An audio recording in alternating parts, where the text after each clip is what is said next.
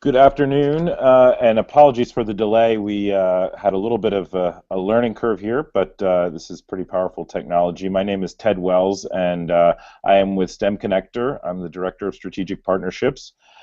We appreciate you joining us today and appreciate your patience here on Google Plus Hangouts, which is an amazing medium to connect with folks. We are continuing our discussion that we started on a couple weeks ago, leading up to the Next Steps for STEM Schools conference, which will be held in Charleston, South Carolina. And my colleague here from Earth Force will speak to you briefly about that. All right. Thank you, Ted. And STEM industry engagement in STEM schools. And our last call was on a discussion related to federal and state resources available to support STEM schools, where we heard from the National Science Foundation, the White House Office of Science and Technology Policy, as well as folks from Iowa, Delaware, and South Carolina. We heard about an ambitious vision from the federal side, and we also heard about some resources that are available from the National Science Foundation. That are quite powerful. And what we continue to drill down on is this topic of what are STEM schools and what are the characteristics that define a STEM school. It's clear that there are some amazing resources out there, and one that I wanted to mention very friends out in supported by the Science Foundation Arizona, the Arizona STEM Network. Let me just see if I can bring this up here. Is an immersion. Let me see. I'm just going to share my desktop. And there we go into. But if you go to the Science Foundation Arizona website, there is this idea of a STEM immersion guide that provides a comprehensive framework for Arizona schools. But I think the framework really works well nationwide. So we will tweet that link later. But our friends at the Science Foundation Arizona have done a lot of work and research supported by the Helios Foundation. Today, let me get back to me. Okay. We today are discussing best practices for industry engagement in STEM schools. The idea of employers getting involved in STEM schools is clearly nothing new. I recently actually had the opportunity to attend to visit the DuPont site along the Brandywine River, where they produced gunpowder 200 years ago, and they had an apprenticeship program back then. But one thing that's critical to look at that we believe in this question is strategy. And while we often look at the billions of dollars that are being brought in by corporate America, and they seem to have what we would think of as infinite resources, the fact of the matter is that companies don't have unlimited resources to invest in education. It is not their primary business, education. And in order to survive, most resources need to be devoted to that core business, whatever it may be, technology, manufacturing, etc. And this is a $1 trillion industry annually in the United States. So no one really alone has the resources to move the needle. So we're going to hear from 4 companies today that are really representative of American innovation and worldwide innovation, really. Those are the Fluor Corporation, 3M, Verizon, and DuPont. Those should all be familiar companies across a nice variety of industries. And we're going to talk to their folks. We're going to hear from their folks, and you'll have the opportunity at the end of today's Hangout to ask them some questions about what are your thoughts on, and ask them, how could you possibly apply this to your own work. So today we're going to start with my colleague at Next Steps, Earth Force, who's going to give a quick plug for the conference, and she'll also introduce our first speaker, Torrance Robinson from the Fluor Foundation. So Emily, go ahead. all right. Thank you, Ted. Can you hear me? Great. Well, thank you, everybody, for a few moments to speak this evening about next steps and have a great conversation with some really fascinating folks. I'm excited to hear what they have to share. I just wanted to provide a little background information on Next Steps and the Next Steps Institute we have coming up. So I'd like to share with you. This institute and the series of webinars leading up to it have really been a fantastic opportunity for us to look at critical issues in STEM learning and leading, and they're a great way to kick off the conversation that will be continued in Charleston at the Next Steps Institute. Next Steps is a program of EarthForce, and we've been working hard to put science and STEM into students' hands since 1993. And as this is our 20th year, we intend to celebrate with a great anniversary and 3 days of amazing STEM learning, from content delivered along pathways of learning to networking and relationship building with colleagues from across the country and national STEM experts. It's going to be an event not to be missed. This year, we will be in Charleston September 30th through October 2nd, and it's a great time to discuss what's occurring at the national level and how that looks back in a classroom. We aim to provide the right balance of theory and application that result in new ideas and real practical tools that you can apply back home. While our name suggests a focus on STEM schools, we welcome educators from across the STEM disciplines.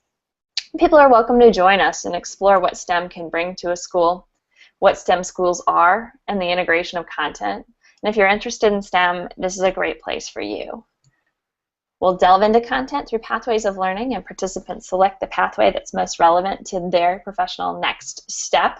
We'll have a great opportunity to network, and people will get a chance to see STEM in action through various field trips in and around the Charleston area. This institute is truly a result of wonderful partnerships. We're lucky to be working with South Carolina's Coalition for Mathematics and Science, the Low Country STEM Collaborative, the STEM Center for Excellence at the Citadel, South Carolina's After School Alliance, and of course STEM Connector. For more information on the Institute, details on each pathway and other program information, check out www.nextstepsinscience.org. We'd love to see you in Charleston. And if you have any questions this evening or as we kick off our conversation with these panelists, you can ask them via Twitter at #NSI2013 or via question@stemconnector.org. We will again remind you those links to questions shortly and throughout the Institute. Let me just jump in very quickly before you introduce Torrance. Just a reminder to all our presenters today to make sure when you do that screen share, just do it so that you're sharing your entire desktop and then pull up the PowerPoint. Otherwise, if you're just sharing the PowerPoint, it will it just appears small. So. Okay, thank you. Okay, go all for right. it. So this evening, we have an opportunity to hear from some great folks. And Torrance Robinson will be our first speaker. Torrance is a Senior Director of Global Community Affairs for Fluor Corporation and President of the Fluor Foundation. Innovation has been a hallmark of Robinson's career, exemplified by his co-founding of the Infinity Project, an award-winning national secondary math and science-based engineering and technology initiative based at Southern Methodist University. Robinson currently serves in a variety of leadership and advisory capacities, including that of the Board of Members and the Chair of the Education Impact Council of the United Way of Metropolitan Dallas, Trustee of the Dallas County Community College District Foundation, and many others. Torrance, we look forward to hearing from you today. Thank you, Emily. Glad to be here this afternoon, and happy Tuesday, everyone in the audience. Not sure if everyone knows much about Fluor Corporation, so I thought I may share with you just a few facts about who and what Fluor is. Now, we're one of the world's leading publicly traded engineering, procurement, construction, maintenance, and project management companies, number 124 in the Fortune 500 list, and at any given time during the year, we have 1,000 projects ongoing annually, serving more than 600 clients in almost 80 different countries, and we do that with approximately 41,000 employees. And a nice fun fact is just last year we celebrated our 100-year anniversary. Now, I know this session has been billed as offering innovative models of STEM education engagement, but really the couple of points I wanted to share in the few minutes that we have really speak to more fundamental blocking and tackling, because I believe we oftentimes forget that that is so critically important if we're going to be successful in supporting STEM schools. So with that, the 5 areas are aligning, collective action, demanding high-quality CTE programs or career and technology education programs, engaging employees, and investing, monitoring, and measuring. And I'm going to speak to those 5 points, and I'll highlight 3 partnerships that we have ongoing. One with the Architecture, Construction, and Engineering, or ACE Academy, at MacArthur High School in Irving, Texas, which is right outside of Dallas. The A.J. Wittenberg Elementary School of Engineering in Greenville, South Carolina. And yes, I did say Elementary School of Engineering. And the Fort Bend ISD Independent School District Technical Education Center Welding Program in Sugar Land, Texas, which is right outside of Houston. So align. What do I mean by align? Seems very basic, very elementary, but is critically important to ensure that companies align their activities and actions with the company's interests and with the school curriculum. If the company is aligned, focused, and investing on something that they're excited about and value, they're more likely to continue with that engagement. On the other side of the coin, if the school in which you are engaged with, or the nonprofit, if you're focused on an area they really care about, they're more likely to stay focused on mission. I had a superintendent tell me one time, or tell an audience, you know, we really need to limit the random acts of kindness, but really have more targeted areas of engagement. And I believe that's what I'm suggesting to you this afternoon. And this is what we've done with the ACE Academy in Irving. You know, it's an architecture, construction, engineering academy focused on the areas that, guess what, an engineering company, construction company would be interested in. The same focus, I believe, needs to be applied to STEM enrichment activities. As important and critical as the time between 8 and 3 is in a student's understanding and learning, you augment that, you amplify that learning if you are able to extend that past 8 to 3 and on weekends.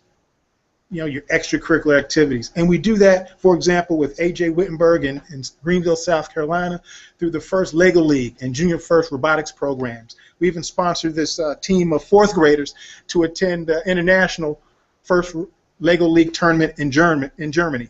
You know, so it's those types of activities which are important. Collective action, next area. There's collective action that may look like the Strive network that you may be familiar with in Cincinnati, or Commit, which is here in Dallas, and these are public-private partnerships consisting of companies, foundations, nonprofits, city government, all working collectively towards the same goal. Similarly, you can apply this collective action in things like, in programs and initiatives like National Engineers Week, something that occurs every February. Fluor takes part by allowing students to visit Fluor office locations across the U.S. And matter of fact, we take it a step further, and this is a global program that we engage in, and we invite student teams alongside Fluor teams to participate in what we call a friendly build competition, taking popsicle sticks, toothpicks, paper clips, paper, glue, and developing low-cost but challenging design competitions. And we've had great success with that. School presentations, again, fundamental blocking and tackling, but getting an engineer out in the classroom so a young person can see and hear what an engineer looks like, that is certainly important activity. The second bullet on the slide there talks about suppressing the corporate ego. You know what? You know, we have to avoid the not invented here syndrome. And in Greenville, for example, we work closely side by side with GE Energy, Michelin, and in the local minor league baseball team in Greenville to advance the cause of STEM education.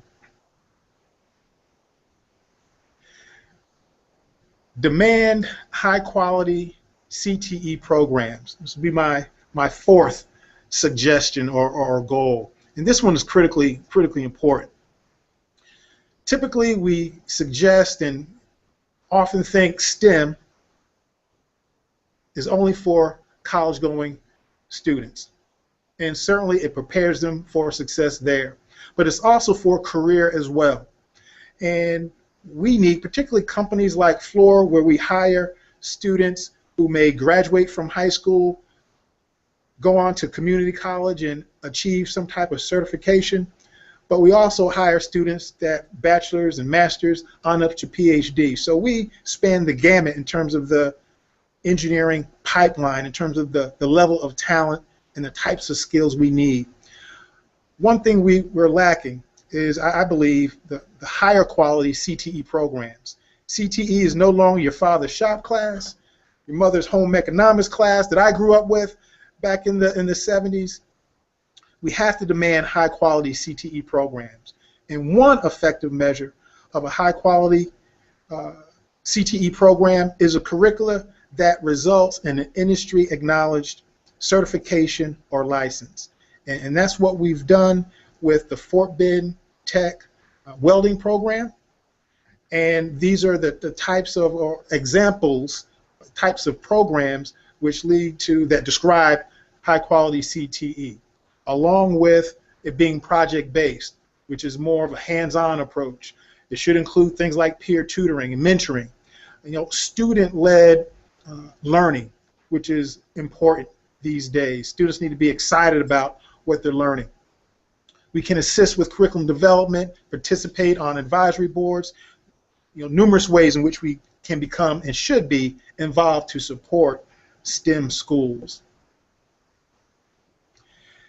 Now, one of the things that disturbs me most, and I've been engaged with, the corporate promotion of education at the higher ed level, or even down to the middle and elementary school, the thing that disturbs me most is when industry, my colleagues and counterparts, send low energy, acronym plagued, monotone company representatives into the classroom. Ladies and gentlemen, we need to mine our employee resource and affinity groups for high energy, enthusiastic, and capable volunteers who know how to communicate effectively with our young people.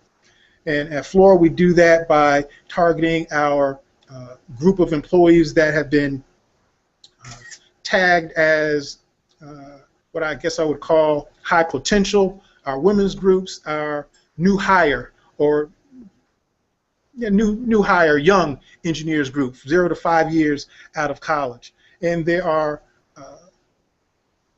effective ways in which we can utilize that enthusiasm. We have to get our best and brightest and most enthusiastic in front of our young people.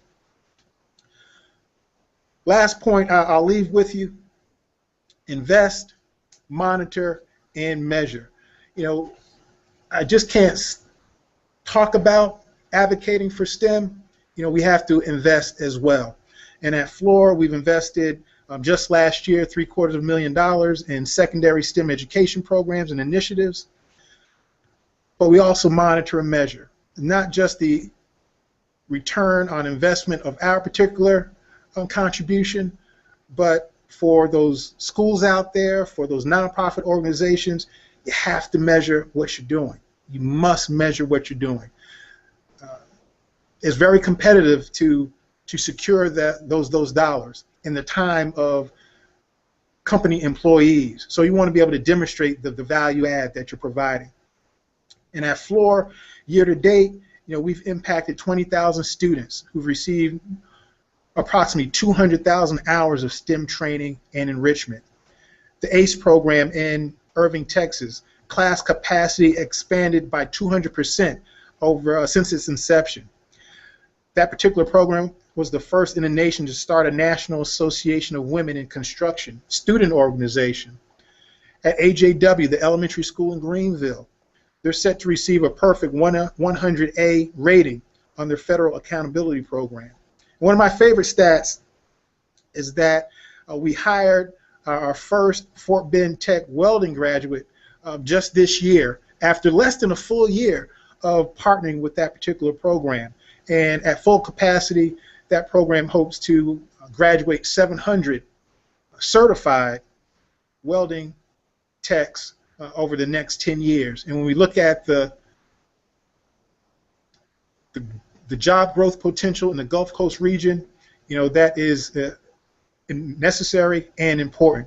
Just for ourselves, we will need about 25,000 of these types of skilled workers, and we're not the only ones looking.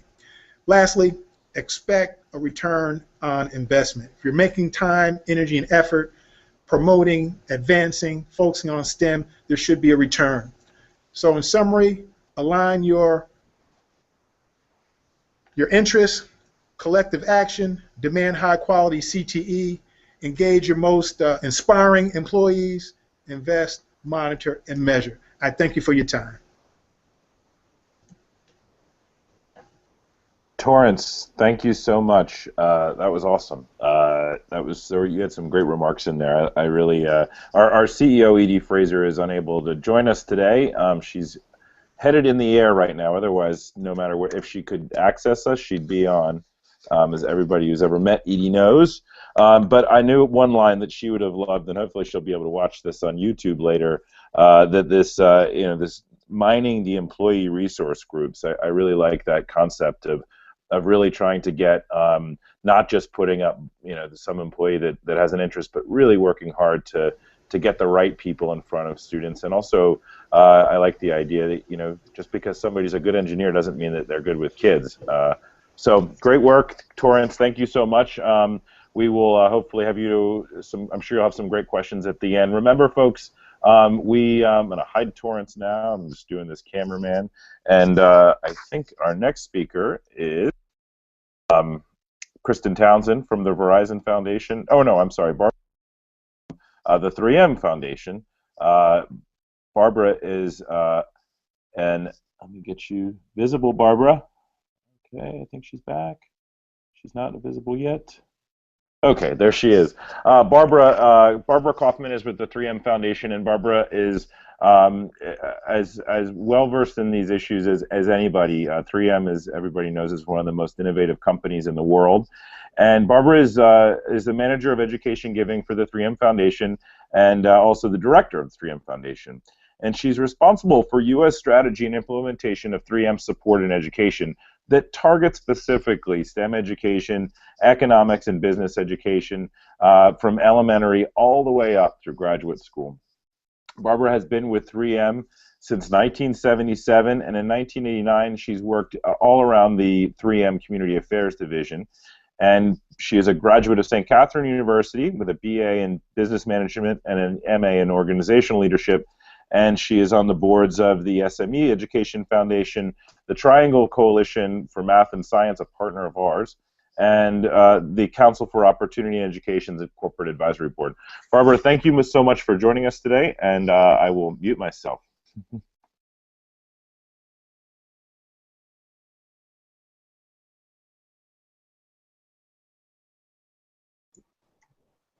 Okay, thank you, Ted, for the introduction. It's a pleasure to be with everyone today. First, I'd just like to share a little bit about 3M. We're a $30 billion company, science and technology company, located here in St. Paul, Minnesota. You probably know us for Scotch tape and Post-it notes, but we're a whole lot more than that. At any point during the day, you're probably no more than 9 feet from a 3M product. From your cell phone or laptop with light films that enhance your battery performance to about 100 3M products in your car.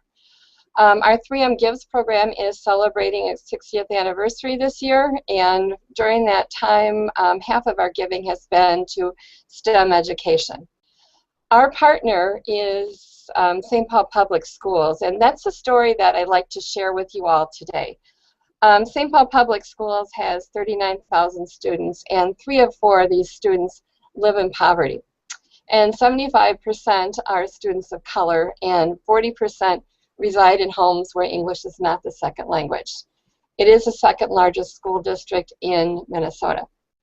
For 40 years, we partnered with the district and trying to figure out, ways to engage students, get them excited about careers in STEM, and we had a lot of random, what we probably call programs or acts of kindness going on. So about 10 years ago, we decided to sit down with the district and say, you know, let's be more strategic about this. Let's see how we can work together a little more effectively. So with that, I'm going to share with you a couple slides. Okay. Okay. And so this is an overview of the goals that we established, working with the district leadership, the superintendent, their STEM coordinators, and we set the goal of increasing student achievement in STEM and awareness of STEM careers. You know, it's really hard to get a student excited about going into science and engineering if they've never met a science or an engineer, their parents haven't. So we wanted to present the opportunity of what that type of a career might look like. We wanted to increase high school graduation rates and also readiness for some form of post-secondary education, not including the 2-year, not just the 4-year degrees. And then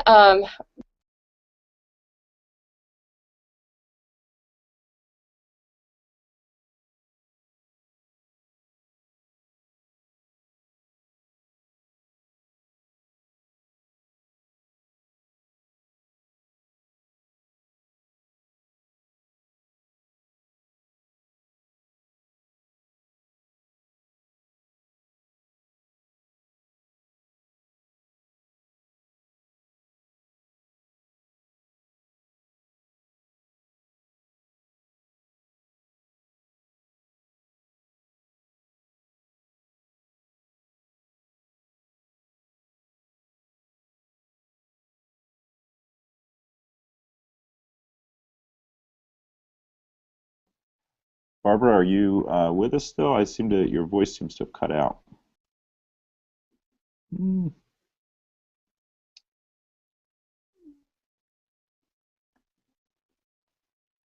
I'm going to just cut from Barbara and see if I can get her back on. Barbara, are you there? We seem to have lost a connection with her voice. One of the issues that we seem to not have is the PowerPoint down. I think she's trying to click through these slides. What we're going to do is, why don't we cut to Kristen Townsend from the Verizon Foundation. Kristen, are you there? I'm here. Might need it. Okay, Kristen. Barbara, we're going to come back to you. I will call you on your phone and make sure that we can get you back. Apologize. Just folks, remember when you're presenting to share just the whole screen and not the PowerPoint itself. Otherwise, it comes up really small and the folks in the audience can't see it. Okay. I'm going to hide you, Barbara, and I'll call you back. Kristen Townsend is National Program Manager for Verizon Foundation's Innovative Learning Schools program. We work extensively with the Verizon Foundation here at STEM Connector, and this program provides intensive and individualized professional development to underserved schools in order to leverage mobile technology to impact student achievement. Prior to joining the Verizon Foundation, Kristen led content and state partnerships for the MCI Foundation and managed the National Professional Development Program. She also spent 7 years in teaching and district curriculum development at the middle school level. Townsend has a master's degree from Penn State and her bachelor's degree from Cornell University. Kristen, thank you so much for joining us today, and we look forward to your presentation. Absolutely, my pleasure. So first I'd like to start with some background information on the Verizon Foundation. The foundation is a philanthropic arm of Verizon that has since 2000 invested more than $500 million in education. In the past 2 years, the foundation has also changed a bit to become more of an incubator for innovative social solutions by leveraging Verizon's powerful technology and expertise to solve society's most pressing challenges, whether they be in education, in energy management, or in healthcare. This shared success model is an integrated approach to growth that drives both our business development and changes the world for better. And as I'm sure all of us know on the call today, it's estimated that 80% of the jobs created in the next decade will require some form of math and science skills. This is a future that's critically important to Verizon because those students who are currently struggling to achieve those skills are our future potential employees, and we were always looking for innovators and folks with strong math and science skills to serve as that pipeline for us. In fact, 60% of Verizon employees work in STEM-related fields. So again, that future pipeline is really important to us. So I'm going to attempt to share some slides from the Verizon Innovative Learning School program that Ted mentioned. Bear with me.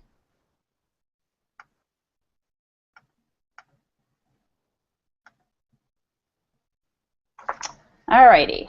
So, so as you also likely know, less than 40% of 12th graders in the U.S. are ready to take on college-level math and science courses. And of the small percentage that actually are prepared, very few of them actually are interested in STEM careers, which is a bit ironic. So at Verizon, we see an urgent need for better and more effective STEM education to provide students with problem-solving, analytical, and technology skills that will enable them to be more successful members of society in the future. We also see the need to help students see themselves as being successful and to see STEM as a creative, exciting future field, one in which you get to work outside, for example. We've strategically designed and aligned our education programs at the Foundation to focus on increasing student achievement in STEM and inspiring and motivating students to go into those fields and those careers. We do this through 3 programs: the Verizon Innovative Learning School program, the Verizon Innovative App Challenge, and Thinkfinity. We also know that technology by itself does not change education outcomes. Many schools purchase devices which are either kept in a closet or used minimally by teachers and students for research. The work we're doing through the Verizon Innovative Learning Schools program is painting an exciting picture for us, though.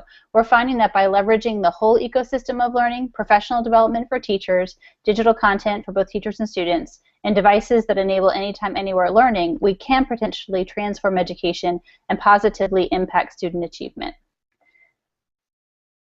The Verizon Innovative Learning School program helps teachers to effectively and innovatively integrate and use mobile technology in the classroom and at home. In 2012, we launched with 12 schools, and we just expanded the program to an additional 12 this summer, for a total of 24 schools, where 229 teachers are impacting over 11,000 students. In order to be considered for the program, a minimum of 40% of students must qualify for free or reduced lunch. The school must have already invested in mobile technology, be it tablets, smartphones, netbooks, or BYOD programs in place. And they must have a strong vision for what they believe mobile technology can bring to their school. All of this is considered when schools apply through the open proposal process. Once schools are selected, they receive 3 days of on-site training for a team of 6 or 10 STEM teachers, one which serves the role of a technology coach for the program, supporting and mentoring and modeling strategies for the rest of their team. After the on-site training, the model moves online, leveraging Verizon's Thinkfinity platform for virtual collaboration among all innovative learning schools. They also participate in monthly webinars on a variety of topics, from digital leadership to literacy in the science classroom to how-tos on specific devices. And lastly, they share their work with one another through different virtual showcases, as well as at major conferences like the ISTE conference. The professional growth and opportunities our teachers gain are outstanding, and we hear much needed in a time when funding for professional development is so limited. Participation in the program is supported by grants that we provide to each school, which covers stipends for participating teachers, substitutes so they can attend conferences, and release time for the tech coach to really be in other teachers' classrooms helping them out. And all professional development is designed and implemented by our esteemed partner in the program, the International Society for Technology and Education. During the course of the 2-year program, Verizon Innovative Learning Schools teachers are actively trying new strategies with the help of their tech coaches. Some are working to flip their classrooms, others are engaging their students through hands-on outdoor scientific species inventories. But the results are similar. We're hearing about significant changes in those classrooms. And we've asked ISTE to track those changes so that we can better understand the impact of the program. So as I said, we've obtained some really great results from the program thus far, and they have solidified for us that the program is transforming teaching and learning in a really positive way. In fact, 100% of participating teachers have seen positive impacts on STEM achievement and interest. Teachers are reporting that they're using more hands-on, project-based, and student-centered approaches to learning. In fact, 59% of teachers told us that they're individualizing instruction more, and this is the big thing, while 43% are lecturing less. Student behavior is changing as well. 52% of students are showing increased proficiency with mobile technology. 38% of students are more engaged in math and science classrooms, and 37% have increased their academic achievement in math and science subjects, both with problem solving and on higher level classroom assessments. As a result, we're hearing stories about students finally passing standardized tests and non-participating students finally engaging in the classroom. As I mentioned, we see real potential in helping students to see themselves as successful in STEM, coupled with hands-on experiences that raise their interest in advanced STEM subjects and future careers. When asked how they feel about future STEM subjects and about STEM careers, we found that our VILS students were more inclined than non-VILS peers to go to college, more confident of being admitted, and more inclined to major in the STEM field. We also find that our VILS students tend to agree that using technology made STEM learning much more interesting. We're really excited about the impact the Verizon Innovative Learning Schools program is having on our 24 schools, but we also see a critical need to scale the program so that teachers who aren't fortunate enough to be part of the program can benefit from its teachings. Our VILS schools spend the second year of the program focused on refining implementation of the classroom strategies that they've learned and serving as leaders and mentors to other teachers within their school or district. In addition, we use Thinkfinity to share all of the online training materials with our greater Thinkfinity community. Our community members can access webinars and online conference sessions on mobile learning and STEM, as well as connect with the VILS teachers we spotlight in order to better understand how to leverage mobile technology to improve STEM teaching and learning. I welcome all of you to connect with us as well at thinkfinity.org.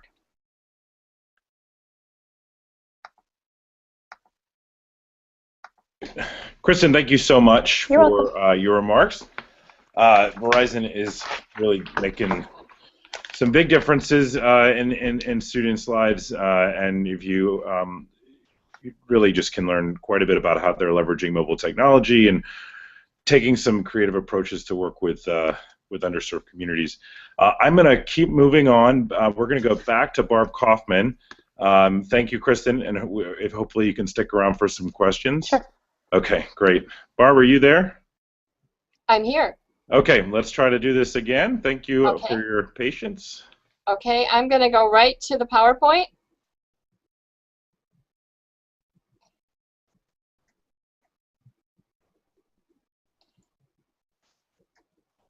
Okay, and can you see and hear me? That looks great, Barb.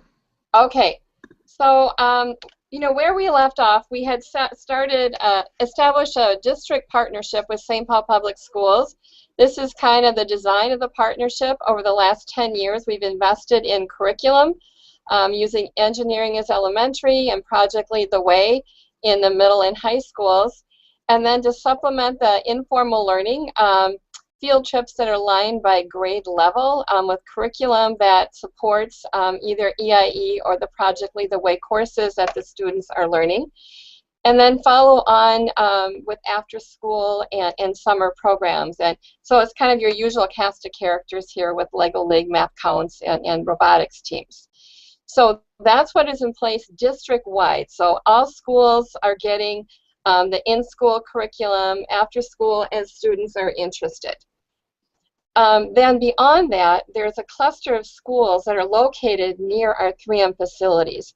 And this is where we decided to put a very targeted lens on engaging our volunteers in the classrooms in ways that would help enhance the teachers' teaching of the various STEM disciplines and helping the students see themselves as scientists and engineers. Within this partnership, there is one grant that is awarded. And that grant funds a partnership coordinator who becomes a contractor for the school district. Now that partnership coordinator is a 3M retiree who knows their way around the company and isn't afraid to pick up the phone and call people and ask them to help. And that's what he's done over the last 9 years. Each year he gets about 500 people engaged in these schools. And they do things like they're science fair judges. There wasn't a science fair when he started. Today there is. They're working the robotics teams, they're e-mentoring students. So what's happened with this focused effort? District-wide, they went from little or no science in grades K through 6 to now 100 minutes of science a week. And you can see here from the slide that the percentage of students proficient, while you know it's not where we'd like it to be, the trajectory is moving the right direction forward. So we're looking forward to the results of this year's test. Same thing happening with graduation rate. The dropout rate has been cut in half, down to 6%, and the graduation rate has been improved by 3 percentage points with increases for all groups. More importantly, we're really proud of the results with our Eastside Partner schools. A dramatic change in the top 10 graduates at each school. As you can see, in 2003, all the students were girls and white. And by 2012, 9 years later, we have good representation and great schools that these kids are going on to attend: MIT, Brown, University of Minnesota. And the best thing yet is in 2003, none of the students were going on to STEM disciplines. Last year, 16 of the 20 were majoring in a STEM discipline and 4 going on to business. So, what are the key success factors around a strategy like this? I think it's really set a 5 to 10 year strategy. You're not going to see much results in 3 years. The importance of open, candid communication among all stakeholders. We know the superintendent, she knows us, we know most of the principals, everybody that's touching curriculum, teacher development. And we sit down and we talk about expected outcomes and progress towards these goals. We use the London benchmarking tool to measure our progress. And there needs to be a willingness to change strategies. We found things that don't work, we stop doing it right away and we redirect our efforts. That partnership coordinator is the magic in this work with the schools. I don't have the time to recruit a lot of volunteers. The teachers don't have the time either. So assigning that to someone and that's their job and a job that he enjoys really makes a difference. And finally, don't claim all the successes. The schools and districts have lots of partners. They're doing a lot of work. And so I think it's something that we have to recognize that we all do together and we all hold hands and make a difference for our kids. So that's what we're doing here at 3M and helping create a STEM school district. Thank you.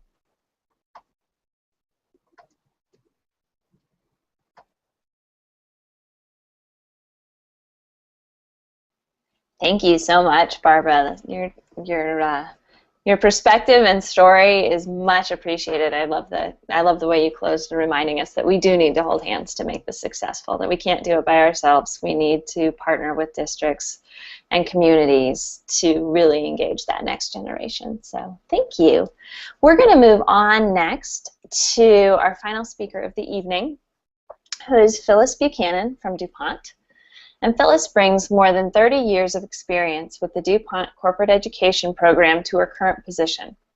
She's overseen corporate funding for science education and leading-edge research at the university level, identified and contributed to the development of national programs that promote young people's interest in science and technology, and repositioned significant Office of Education resources to support the K-12 science and mathematics education reform.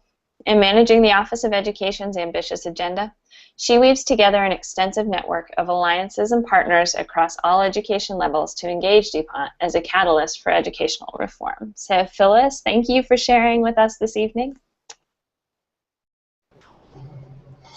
Am I there? Am I here? Can you hear me? Okay, thank you, Emily. Am I on? Yeah, you're okay, thank you. DuPont, I just wanted to talk a little bit about DuPont, and we are 11 years old, so I wanted to add that since we were talking about other companies. And so I'm going to go right to the presentation. And so we're going to focus on collaboration and building capacity for schools, and what we have done over the last century. DuPont's a science company, and we work collaboratively to find sustainable, innovative market solutions to solve some of the world's biggest challenges, making lives better, safer, and healthier for people everywhere. And I wanted to talk about our investment in education for over 211 years. We're now focused on science, technology, engineering, and math to support STEM education as we reinforce our commitment to the next generation. We want to build capacity in STEM education, use collaboration and partnerships, focus on professional development of teachers, and engage our employees in student competitions, science fairs, and in different ways to involve students and teachers. But the story starts in our headquarters in Delaware, where we have the Delaware model, where we put science and the Department of Ed together in a statewide initiative to model science education reform, and focused on really creating a network where partners came together between universities, education, Department of Ed, and all the other companies to form the Science Coalition and the Delaware Foundation for Science Education and Math. Science Education and Math. And with that, we received an NSF grant in 1996 that took inquiry-based science, materials, curriculum, put in assessments, and administrative and community support from grades K to 6, K to 5. And then from there, after 5 years, we started to work in middle schools with all of the corporations, universities, Department of Ed working together to change and reform science from K to 8. And so after that 10 years, if you look at that model, we were able to work together, fund together, and move the state where every school has science, has done a great job of professional development. And we're now in high schools and looking at taking engineering and how to incorporate literacy and math and technology into all of the science education in the state. And then a few years ago, Delaware was the first state to receive the Race to the Top grant. And then we formed the Governor's STEM Council with DuPont co-chairs. But since 2000, we have been testing students in science, and we have seen a huge difference in their test scores from the year 2000 on, where we have increased their STEM test scores. And then I wanted to talk a little bit about next steps, because as we build capacity, we've been involved with Next Steps since the 90s, where we take these school districts that we are working with as we replicate from Delaware into other communities and look at taking the schools, either school by school or district by district, and moving them to the next step in inquiry-based technology, science, and looking at how next steps can take them a little further than what we have done locally. So we've taken it from locally, gone to the next steps, as you would say, and as Emily talked about. In 2011, DuPont hosted the Next Steps National STEM Institute in Dover, Delaware, and this year will be one of the co-hosts also in helping to host with the Science and South Carolina Coalition for Math and Science. So we will be working with them as they work towards pathways, looking at how we can take those schools and the teachers that we have invested in and move them a little bit further. We then look at what we can do to build more capacity and get our employees involved, and we do a lot with FIRST Robotics, but not just in FIRST, but taking our look at Lego Leagues and how we can start in elementary and move from elementary to middle to high school, and each of the areas where we can get our plants and our communities involved and make a large impact on students and teachers and volunteers. We then focus on one of our signature programs, the DuPont Challenge Science Essay Competition, where we take students and teachers and parents and involvement with a student essay. But the real thing here is partnership and how we partner with other companies and other like NSTA, NASA, NBC Learn, Britannica Learning, and TurnItIn.com, and our marketing partner, A+ Media, because it takes more than just one company to make a change, and we're trying to build how to get students engaged in science, how to create science literacy, and we look at the DuPont Challenge now in its 27th year, We receive over 9,000 science essays each year. We have 25 NSTA teachers that come for a weekend and judge.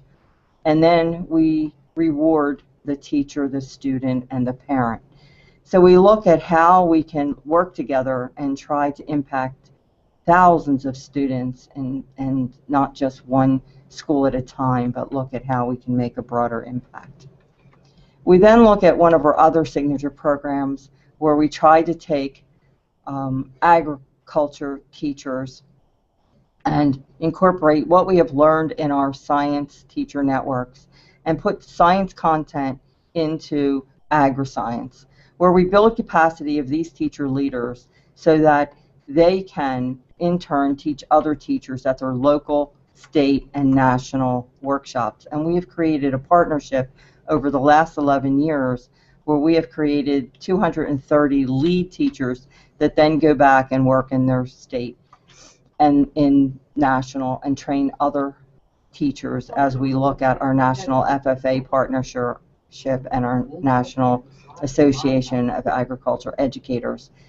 With those organizations, we have been able to create a swell of teachers that have now taken inquiry-based learning and new techniques and have passed them on to their teachers and their students and really have made science fun for students. And that's where the impact comes of how we can move at a level where we're not just doing one student at a time, but we're looking at a teacher program and how we can change all students. And last, we have a new program that we have started because we're looking at careers now. How can we get kids more excited and looking at changing what they think about in careers? And so we looked at some of the products that we have and some of the programs that we have around the motorsports industry or automotive or what excites students. And so we were able to partner with Daytona International Speedway, Clemson Automotive Research Center, and Safety Clean and form a partnership where we can put raceways as our classroom. We could look at STEM careers in a motorsports industry, not just the driver, but all of the science and engineering, the marketing, the sales, and how much STEM is needed in all of these careers. And we could give teachers real-world experience. So we're trying to look at what we can do in the classroom, out of the classroom for informal, but also to give them that put theory into action. We talk about what is needed in the workplace, and here we're actually showing them by giving them an experience during race time, during that special race weekend. We can take a team of STEM teachers, teach them how to work together, what is STEM, how to incorporate inquiry, and then talk about careers and bring in speakers. So we're trying to continue to build capacity currently in 9 states, and this year we received the 2013 ASEE Excellence in Engineering Education Collaboration Award. So as you can see, we're really trying to take our experience and what we've learned that works well, how to sustain it, how to build on that sustainability, and make education for all students. So thank you.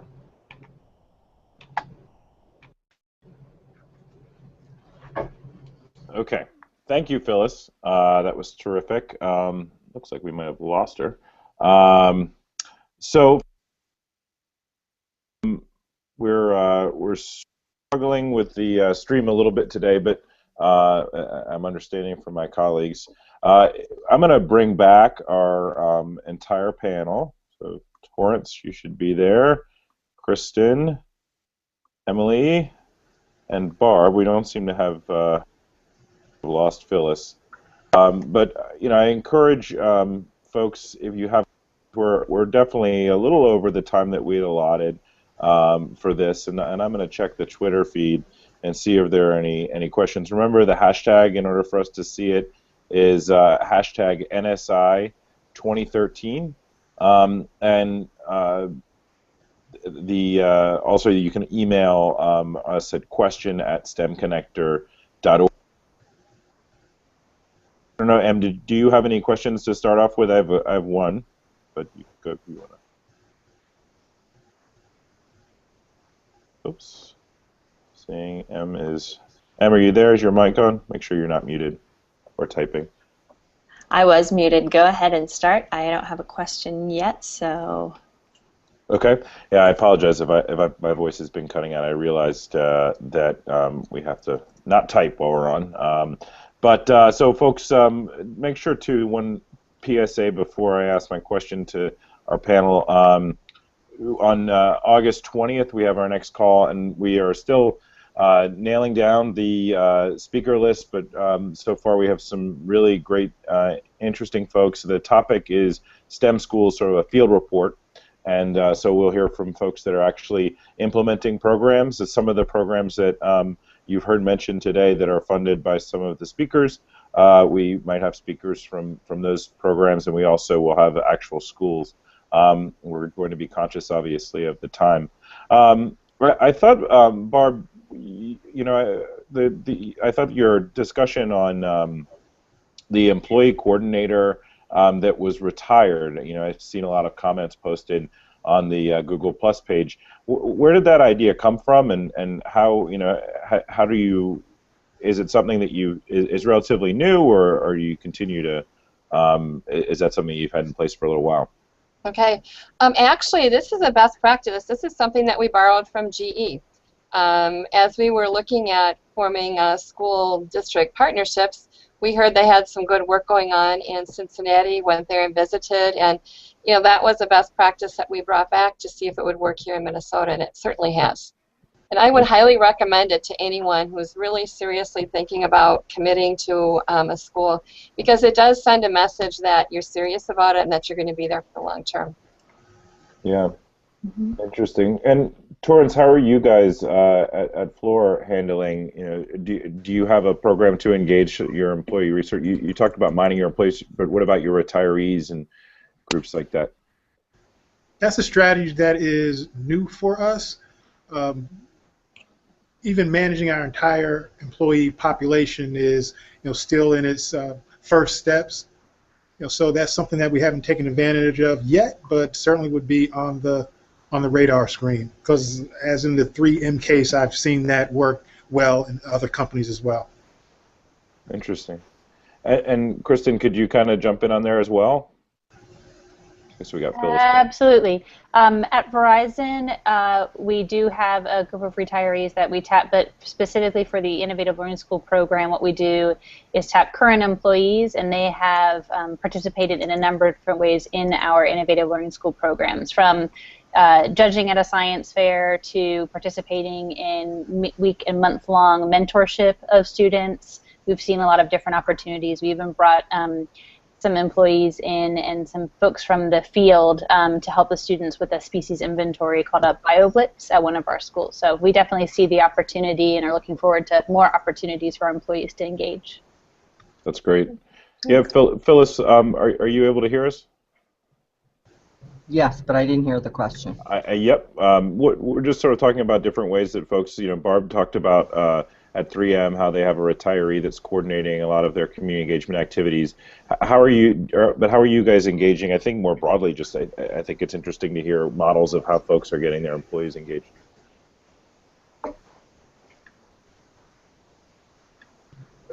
You can see me.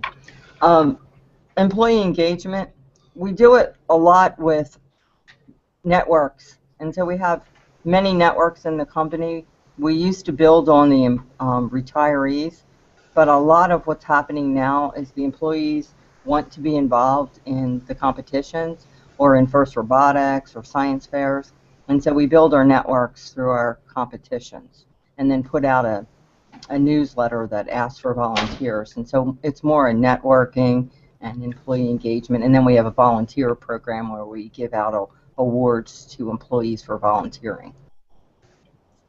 Great. I just want. There any? I think there was a question about. I think this one though. There's a question about ag sciences. I think we might move that a little more specific. Trying to focus on really support for STEM schools.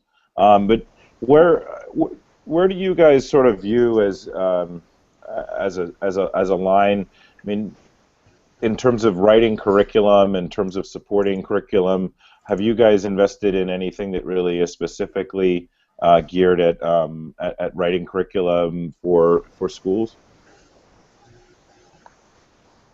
Anybody jump in, Torrance? Kristen? I can tell you we don't write curriculum. Our resources are all supplements to curriculum, whether it's through Thinkfinity or the Innovative Learning School program. We let the states and districts work on the curriculum, and then we provide the interactives and other strategies that help to support that curriculum. Right. And if I may jump in, just to, I guess, piggyback on what Kristen mentioned, the core competency of schools is curriculum, right? That's what they get paid to do. That's what they typically do extremely well. There may be opportunities from an activity, from external activity or extended activity perspective, after school program, for example, where a company may be able to provide value. But 9 times out of 10, the value add, the core competency of the school is what's going to provide a great deal of value. Sure. Do you want me to? I can answer how we look at that. We don't specifically fund. Go ahead, Phyllis. I'm sorry. Individual curriculum. We help schools pilot different curriculum, and we look at what NSF has funded and looked at researched curriculum, and then we help support the professional development of teachers. So we don't fund much directly involved in the development of curriculum, but fund the professional development to train teachers in the curriculum. Great. One other question, just sort of, how do you guys view standards fitting in? I know, Em, you have one question, so I just want to kind of touch on this topic because it's a hot topic. We have the next generation science standards that are kind of coming down the pike, and Common Core has been unrolled and is going through the somewhat complicated process of implementation. Would somebody like to speak to how you, as a company, are engaging in that process? I can do it. At Verizon, all of the resources that our content partners develop are aligned to Common Core or the state standards in those states that haven't fully aligned to Common Core, and that includes the English language arts, the math, and even the next generation science standards. We've already started that alignment process. So as we're working with our innovative learning schools or teachers are just using our resources, they can find resource specifically aligned to the standards that they are looking for. In addition, we've brought in some really wonderful speakers on the topic, especially around the focus on literacy in the science classrooms and the emphasis on increasing the rigor that students are having to show in their writing and in their math. So we're trying to, again, provide supports to the teachers in areas where we hear there are still great needs. Great. Anyone else?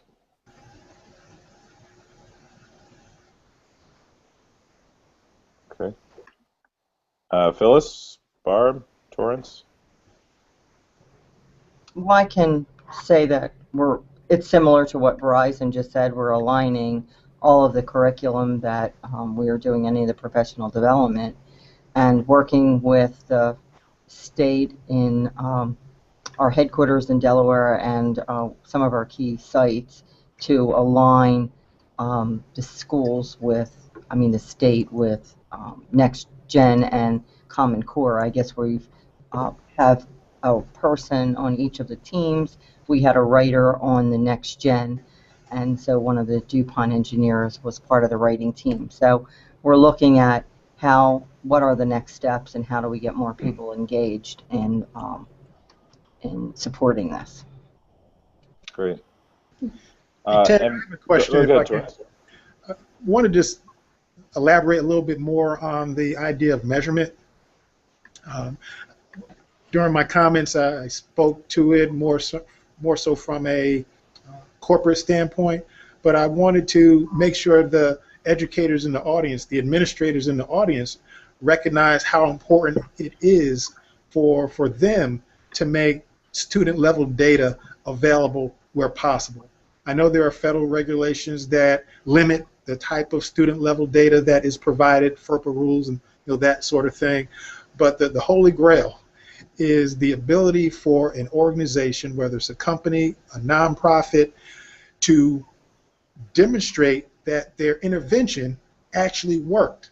In order to make that happen, you have to have that student level data. So increased investments in school districts' research and evaluation would go a long way. And I would even go out on a limb to say that many organization funders, if asked to support funding that would measure the effectiveness of an intervention, they'd probably lean towards making that additional investment. So I just wanted to again focus on the importance of measurement.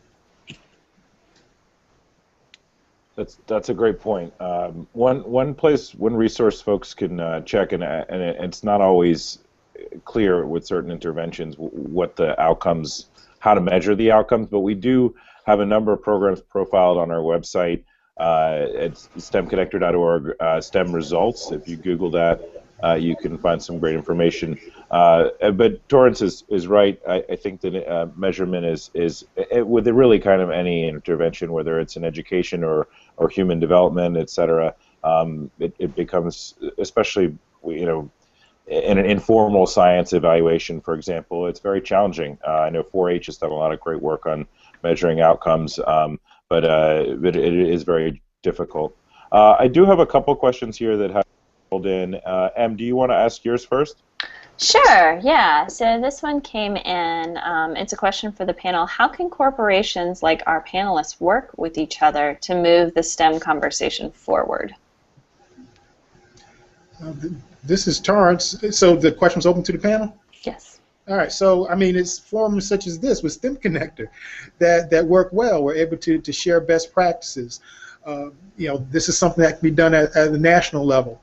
But whether you're national or whether you have a local platform, you can organize or look within your community to see who are the individuals, the organizations who are having these conversations and participate. Typically, people will not turn you away. They want new ideas. They want energy as part of the conversation. So how can corporations do it? Participating in organizations like STEM Connector, working with your local collective action partnership with local foundations which are trying to move a needle in a particular area that aligns with your interests. There are various ways to get involved. That's great. Anyone else?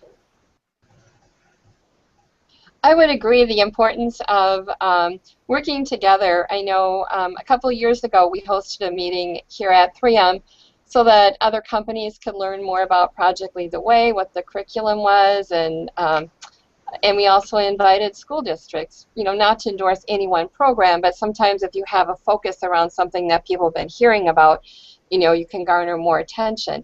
And I think it's very helpful because people like to get together and learn from each other and see how they can work together to move the needle, because we're all looking for the same thing, great employees. I'd just add to that being transparent with, as transparent as we can be about the results that we do find in our programs helps other organizations to understand, what are things that we could be measuring impact based upon, and how we get to, how the programs come to fruition and evolve. That kind of sharing is really helpful as well.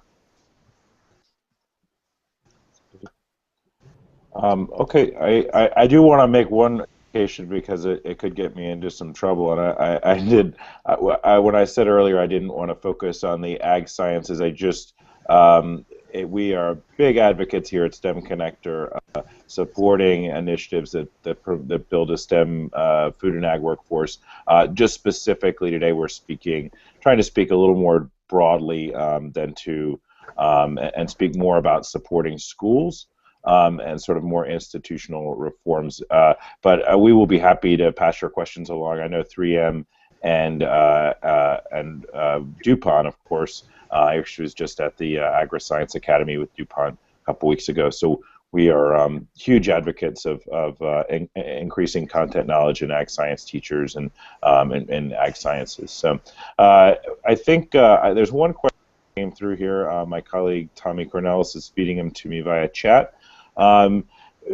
I guess one question that's very quick, do any of you support private schools, or do you only work with public schools? We support private as well if the private schools have a significant free and reduced lunch population. So our requirements don't require private or public or charter. It's really that we're serving underserved schools. Okay, interesting.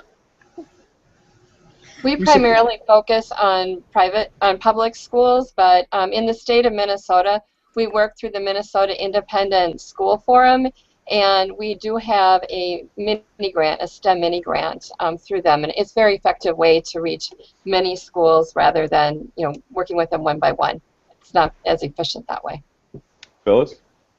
Our specific support within the state is public schools, and our communities is public schools, but the private schools would fall into the competitions if the mentoring and the employee engagement, and if we were working with our challenge essay, it's open to all schools. So, but individually, when we're working with school districts, it's public. Great. Torrance? Similarly, our engagements are primarily public school in the U.S. We have opportunities for employees who want to invest in their school. We have a matching program. I'm not sure if your question really alluded to that or not, but we provide a educational matching gift program, so an employee can give to a public institution, K-12 public institution, private institution. So we support in that way as well. That's an important point. We did, Edie and I had lunch today with some folks who are at Notre Dame who are supporting some faith-based schools, and it is something that we forget, I think, often is a lot of folks in Catholic schools are serving, as Kristen alluded to, some communities that are in need of a lot of help. But it is important, obviously, to focus on reaching the most students. I think it's probably, we're at 6:30. We've gone a little bit over. We were about 10 minutes getting started. Em, do you have anything else to add? Only my thanks for everybody's good questions, for the conversation, and I look forward to continuing the dialogue after we close today and through the season, and hopefully at Next Steps and beyond. Thank you, everybody, for joining today, and we look forward, as Em said, go online and register for Next Steps. Make sure you get our STEM Daily newsletter. It's free, and our EdTech Weekly Report. And please, if you have some follow-up questions, like the ag science folks, I will make sure to get your questions along to the folks at the respective companies, because I know they're passionate about connecting with you and answering your questions. And we look forward to seeing you on August 20th back here. We will probably be doing it in this format again. Thanks to our friends at Google, Connor Swenson, for helping us get this set up. He's very patient and has done a great job. And we will stay in touch. Okay.